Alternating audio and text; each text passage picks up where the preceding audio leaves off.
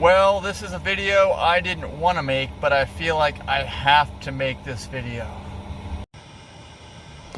If you can't already tell from the title already, it's about the Model X front end vibration problem. Let's see where I am right now. What is today's date? This is like the middle of May, I think May 15th, 2020. I've had my car for a little over 3 years and just about 130,000 miles. Now, if you go into YouTube and you search up Model X front vibration,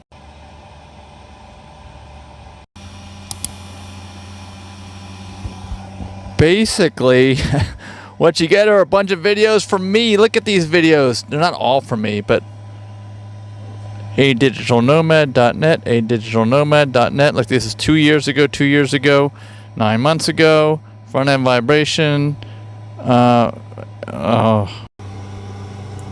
Let's scroll down this list, shall we?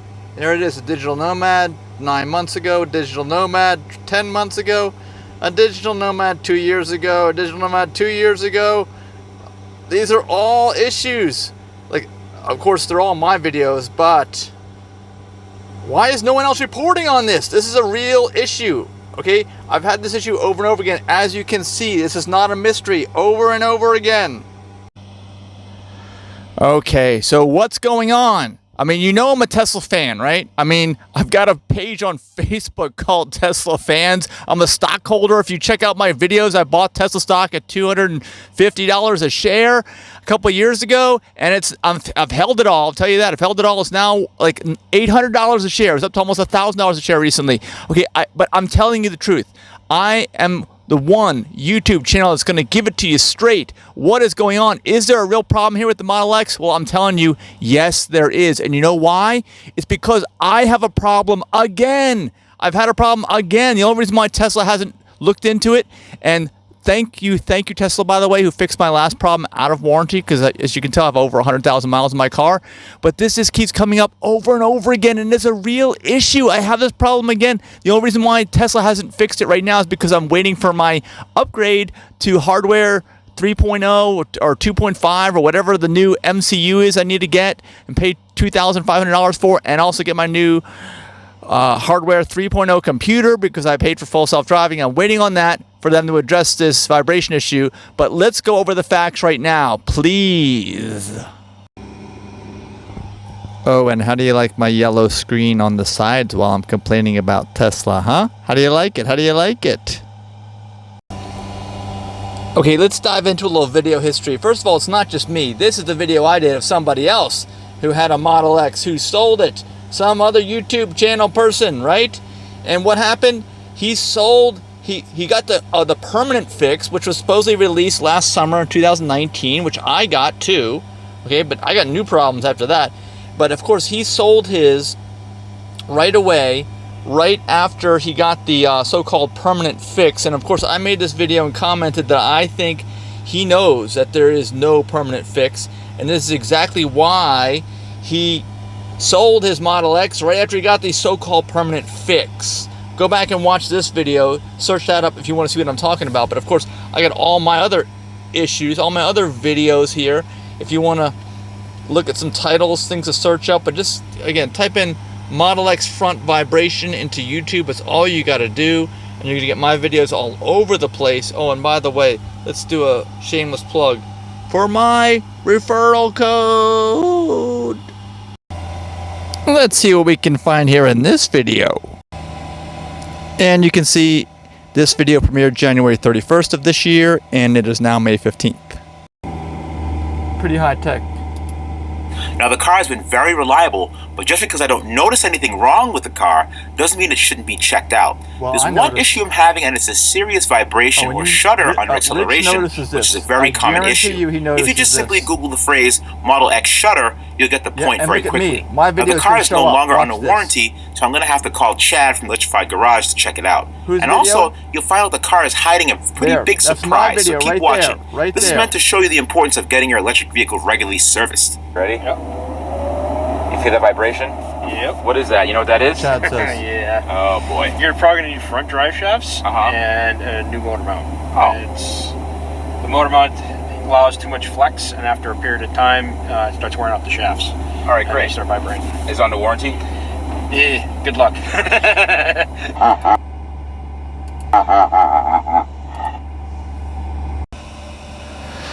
Well, you guys may remember from my fiasco with the Electrified Garage, and there's more on that on my channel, but when I was there, they mentioned I had a front-end problem that they noticed because I don't really drive the car that hard, but when you drive it hard, you really, really notice this problem. It just doesn't go away, and I'm not even driving it hard now and it's back, okay? But anyway, they thought it was funny that I would never get this repaired out of warranty, but Tesla did. Thank you, Tesla. Thank you, Mr. Tesla, Mr. Elon Musk. Thank you, thank you. I am making this video as a public service, but please continue your generosity. I pray of you, and I will keep this video up. I won't be deleting the video like others who you will soon see video evidence of, and I will tell you that they have deleted videos. I have not deleted videos. I am giving you the honest, straightforward Tesla experience, and again, thank you, Tesla. You're doing a great job, but this problem is not going away. I think this problem is probably what actually delayed the Model X. Okay, yeah, I don't think it was the Falcon Wing doors. I think it was this problem. It is also on Model S. I don't know if it's on Model 3. Somebody comment if it is. But it is also on Model S to a much lesser degree because of the angle of these half shafts. The angle of them is what it is. That's exactly what it is. Model X sits higher. So you're going to have this problem. There's some weird angles on these things that are, I guess, out of what they were supposed to be doing originally. So let's see some more. Let's see some more. All right, this is the guy. As you can see, he's had a bad ownership experience, and now he's got the vibration problem. Oh, and this is the guy who deleted a video, by the way. If you've ever got a Tesla warranty problem, as this guy found out, do not make a video about it. Do not try to fix it yourself. I remember seeing a video on this guy's channel, and I'm just laughing because it's funny. Okay, I'm not making fun of anyone. I'm just saying I remember seeing it. It was sad, actually, because he's gotten in a lot of trouble with Tesla. Tesla doesn't like him, and you know why?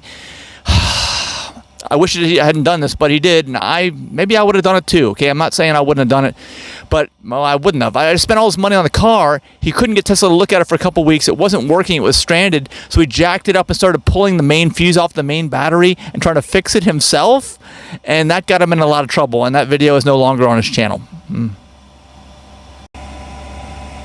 As you can see, this video was just uploaded on May 4th, so this kind of got my mind rolling. The service appointment, I brought it in because I'm still having the front end drivetrain shutter thing. They have no fix for it whatsoever. This was my 4th time in for that, and then I also have had... Well, as I mentioned, there may be a good reason for Tesla giving James a hard time. However, no fix for the front end vibration problem. I think Tesla is telling him the truth. That's part of the problem here, okay? It's just not a good situation. Then I saw this video with Brian, who I've met before in person at the Henderson, North Carolina Supercharger, and this really got me thinking after I saw it. Now, he did this video because he wanted to make a claim against Porsche Taycan about repeating over and over again launches, so that's what he was trying with his car. And it's a Model X, so I was like, I know you push this thing hard and things happen bad with the driveline. Where does this go?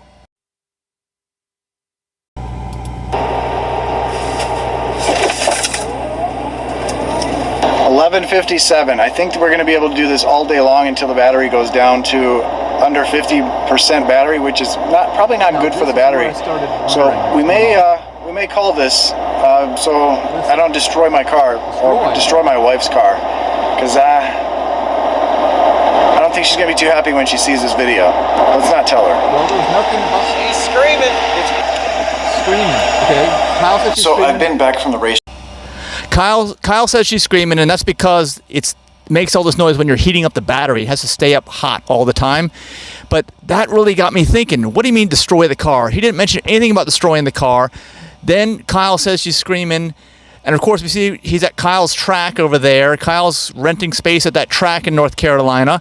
So you know that Kyle was nice enough to let him use the space to do his quarter miles over and over again. And then, of course, it cuts to like 2 weeks later, if you can believe it, in the video. All right. Now, this is where gears really start turning in my head again. Days now. And sorry for the just quick, we took off from the racetrack. Nothing bad happened or anything, but things... Actually, I suspect something bad did happen, for sure, as you'll find out with the axles, but maybe with him and Kyle too.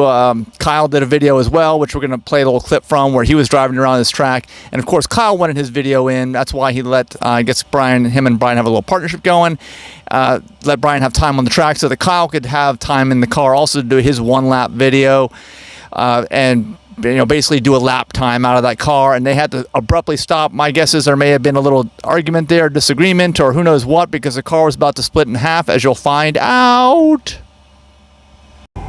Things started to go a little south for the front axles. I already had an issue with the front axles on the Model X. Typical issue that most every Tesla has. Now that I was pushing it to the limits, things seemed to get worse. We did 10 runs down the racetrack. I told myself to stop because of those front axles. Once we got out probably an eighth of a mile, doing I think 80, 90 miles an hour, that front end shake was pretty bad. At one point it shook so bad that I thought the wheels were going to come off. I wanted to see if it broke, and one of the reasons why I waited to put this video out was because this just got its new axle. And why you waited? It was a known issue, so it's wouldn't do it like, otherwise. Hey, I broke the car, you saw him drag racing the car. I'm putting this out after they fix it. It's just how the timing worked out. The axles are fixed, totally fine. I don't know how long it's going to last this way, and a lot of people, don't. If you have a Model X, you know that there's an issue with the front axles, and that's the noise you hear when you take off. There's so much lift. Got me thinking again, well, he obviously waited because he needed to get those axles repaired. If Tesla saw that video of him drag racing his car up and down the track, which he didn't even get to finish, then because he was afraid of snapping his axles in half and ripping the wheels off, then they would never have fixed his car for free. And they would probably mess it up going forward. But now, of course, they're going to see this video, assuming this video stays on there, which it may not. Just like James took his video down of him fixing his main fuse on the main battery pack that he had to jack up the car to get underneath. I remember watching that video. Anyway, so going forward, what's going to happen? I mean, I think that I'm pretty sure that we all know here that this same car that we're watching right now over there on Brian's Model X is going to have this thing again in the future, and he didn't want to end up drag racing his car, and Tesla saying, oh, it's because we just put new axles on, you drag raced. It was definitely timed in an appropriate way. I am absolutely certain of that, and let me know if you agree with me here by commenting here in the comments. And here is Kyle's video driving Brian's car. As you can see, it was released April 28th, actually quite a little while ago now, a couple weeks ago.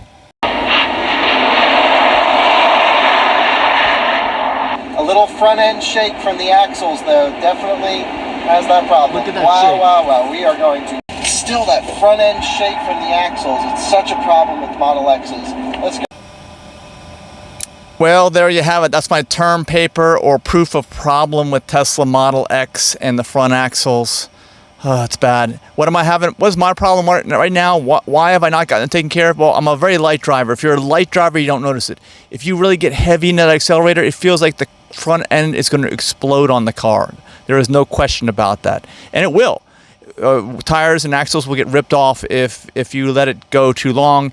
The problem I see here, what's going on, mention whatever you want here in the comments, is that this driveline just can't handle the torque. It is at a different angle, and of course it's got massive all the time torque.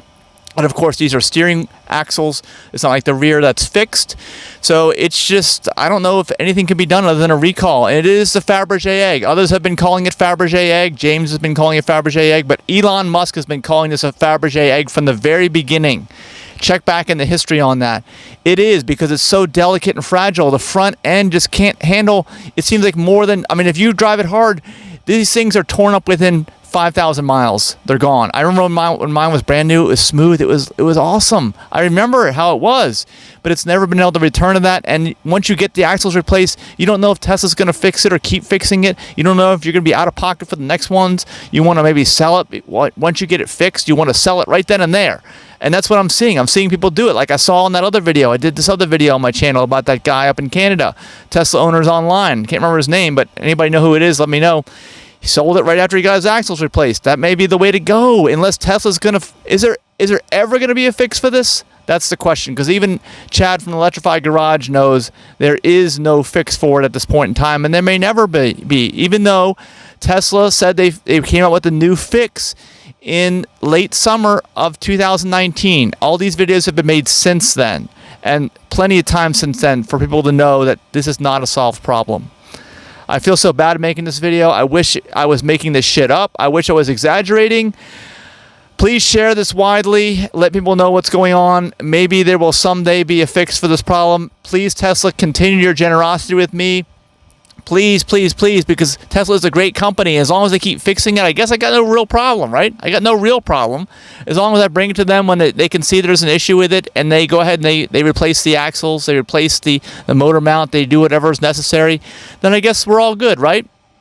Let me know your thoughts in the comments. I would love to hear what you have to say, and thank you so much for watching. Be sure to, the whole deal, like, share, subscribe, hit the thumbs up and the bell for notifications, and we'll see ya.